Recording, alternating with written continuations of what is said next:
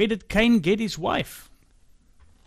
Well, that is not something that is too complicated. There was one pair that was created, and that was Adam and Eve. And they were perfect. Their genetic system was immaculate.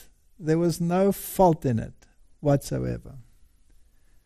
So they had children, and they had many children. We don't know how many. We know of a few of them, but we don't know about the rest. So they had sons and daughters.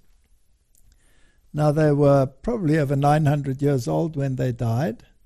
And let's say if we take that in today's term, then they should have been fertile in terms of producing children to at least 400, if not 500 years.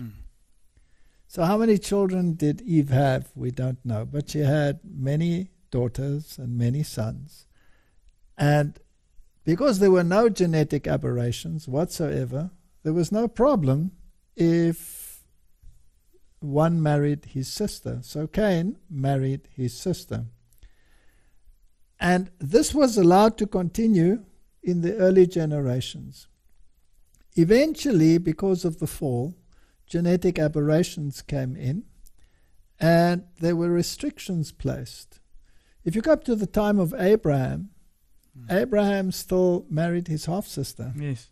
So that was still perfectly permissible. It wasn't the same. Both parents were the same, but one of them was the same.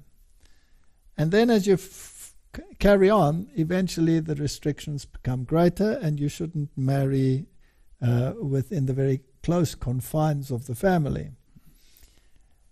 because of the genetic aberrations. But in the early ones, there were no genetic aberrations. So I assume that the wife that Cain married was the rebellious one, and she sympathized with him. And when Cain was banished, she says, well, if he goes, I go. And that is where the line of Cain started. So the early first children married their siblings.